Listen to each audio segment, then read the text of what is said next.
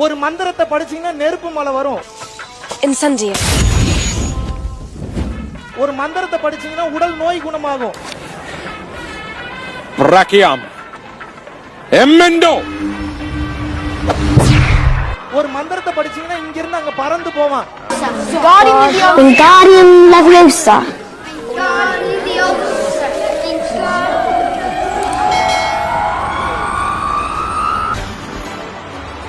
ஒரு மந்திரத்தை படிச்சீங்கன்னா நெருப்பு மலை வரும். டேய் சும்மாறா சும்மாறா நானும் சொல்லிட்டே இருக்கேன் சும்மாறா சும்மாறான்னு கேக்குறியா?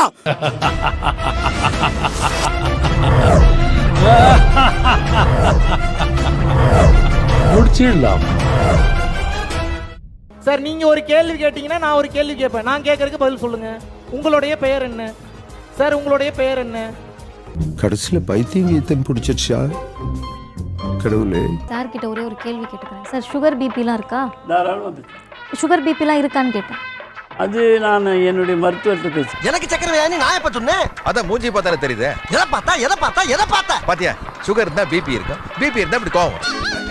இல்லப்பா, கோவத்தை கண்ட்ரோல் பண்ண கை இப்படி நடக்கத்தான் செய்யும். ஷோல வந்து ஒருத்தட்ட பேச வேண்டிய அவசியம் எப்படி இல்லையோ, பார்வை குறைபாடோடு பிறக்கிறது அவங்களுடைய பூர்வ ஜென்மது அப்படின்னு நீங்க பேசுறதுக்கு உங்களுக்கு உரிமை கிடையாது. எனக்கு சுகரும் எனக்கு பிபி இருந்தால் அதுவும் பூர்வ ஜென்மத்தில் உள்ளதுதான்.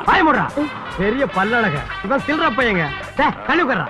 அதனால ஒரு ஏன் மருத்துவர்கிட்ட போறீங்க? ஏன் மருத்துவர்கிட்ட போறீங்க? பூர்வ ஜென்மத்துக்கு தான் அனுபவிக்கிறீங்க. பூர்வ ஜென்மத்துக்கு அனுபவிக்கிறீங்க. ஏன் ஹாஸ்பிடல் போறீங்க? அனுபவிச்சுட்டு போங்களேன். பிபி உட்கார்ந்து அனுபவிச்சுட்டு போங்க. எதுக்கு ஹாஸ்பிடல் போறீங்க? வந்தது வந்தாச்சு. முடிஞ்ச அளவுக்கு அடக்கி பார்ப்போம்.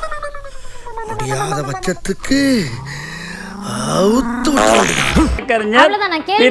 அறிவுசால் வழக்கறிஞர் பிறர் வழக்கை வாதாடுவோர் அவசியம் இல்ல. மக்களுக்காக தான் இந்த கேள்வியை நான் கேட்டேன். அவரை வந்து அஃபெண்ட் பண்ணணும், அவரை கஷ்டப்படுத்தணும் நம்பிக்கை இருக்கு. சரிங்க சார், நம்பிக்கை இருக்கு. எனக்கு வந்து பிபி இல்ல, நீங்க சொல்ற மாதிரி ரத்த கொதிப்பு இல்ல, சுகர் இருக்கா? இதுவரை இல்ல. அட பாவி, ஆளை பார்த்தா டம்மி பீஸா இருக்க, பயங்கரமான ஆளா இருக்கேடா. எனக்கு ஒரு நோய் இருக்கு. அது எந்த நோயா வேணா இருக்கலாம். சாருக்கு சொல்றேன், அவருக்கு ஒரு நோய் இருக்கு. அந்த நோய் வந்து பூர்வ ஜென்மத்தினுடையதுன்னு அவரை ஒத்துக்கிறாரு. ஒத்துக்கிட்ட பிறகு மருத்துவர்கிட்ட போறாங்கன்னு சொல்றாங்கல்ல, அதுதான் பகுத்தறிவு.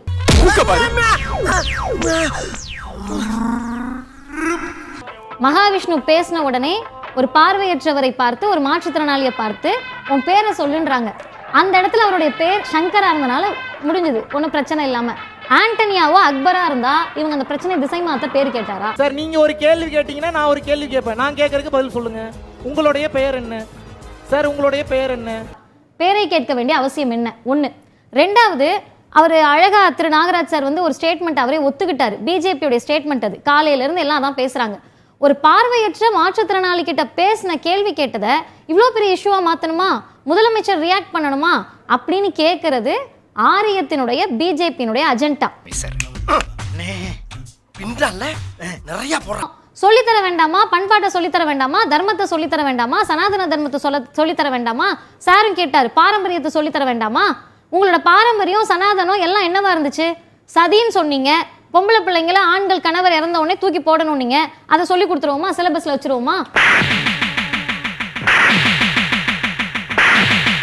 குழந்தை திருமணம், பிறந்த உடனே ஒரு வயசுல குழந்தை திருமணம் பண்ணி விதவைகள் இருந்தாங்க, அந்த கதையை சொல்லுவோமா?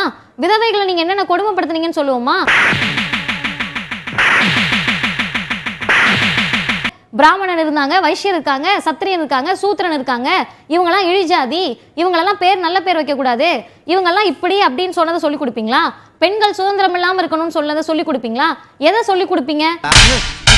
நீ கேட்ட ஒவ்வொரு கேள்வி என்ன செருப்பால அடிச்ச மாதிரி இருக்குடா. மாதிரி இல்ல, உண்மையிலே செருப்பால தான் அடிச்சது. இவ்வளவு நாள் உங்களால் போதிக்க முடியாத கல்வியை, ஞானத்தை நான் போதிக்கிறேன்னா யூ ஷுட் தேங்க் மீ. கன்ஃபார்ம்டுங்க.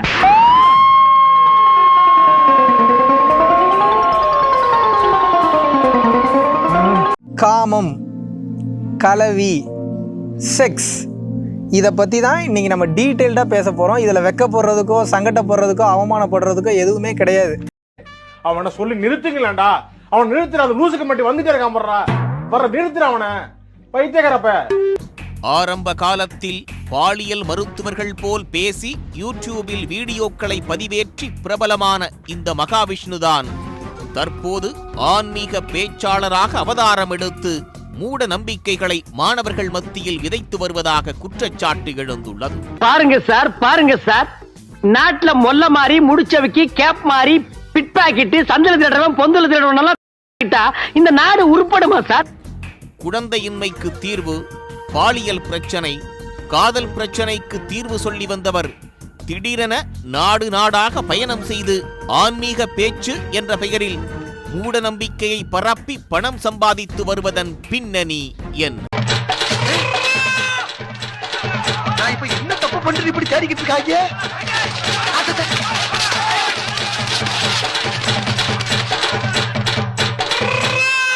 எப்பப்பப்பப்பா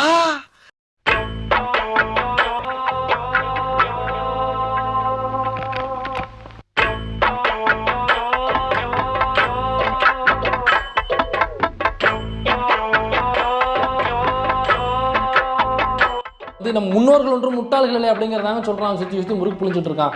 அந்த ஓலைச்சுவடியில் எல்லா மந்திரங்களும் இருந்துச்சா? ஒரு மந்திரத்தை படிச்சீங்கன்னா நெருப்பு மலை வரும், ஒரு மந்திரத்தை படிச்சீங்கன்னா உடல் நோய் குணமாகும், ஒரு மந்திரத்தை படிச்சீங்கன்னா இங்கிருந்து அங்க பறந்து போவான். அத்தனையையும் ஓலை பனை ஓலையில் எழுதி வைத்து விட்டு சென்றார்கள். அந்த மந்திரங்களை நம்ம ஓதனோம்னாக்கா திடீர்னு நெருப்பு மழை பெய்யுமா? குறிப்பிட்ட ஒரு மந்திரத்தை ஓதனோம்னாக்கா நமக்குள்ள சுகரு, கேன்சரு, ப்ரெஷரு எதுவுமே இருக்காது, அப்படியே அந்த நோய்கள்லாம் பறந்து போயிடுமா? இன்னும் வேறு சில மந்திரங்கள் இருக்கான். அந்த மந்திரங்களை சொன்னோம்னா அப்படியே அலேக்கா நம்ம அப்படியே பறந்து போய் மலேசியாவில் இறங்கிடலாமா? இப்படியாப்பட்ட பல மந்திரங்களை அந்த ஓலைச்சுவடைகளை எழுதி வச்சிருந்தாங்களாமா. பிரிட்டிஷ்காரன் வந்துதான் அந்த ஓலைச்சுவடைகளை பூரா மண்ணோடு மண்ணாக்கி போச்சு விட்டானா. கங்கராஜ் பண்ணனே நீங்களா? என்னன்னு ஆளே அடையாளம் தெரியாம இழைச்சு போயிட்டீங்களே. என்ன தமாஷா பேசுறாரு மாதிரியா?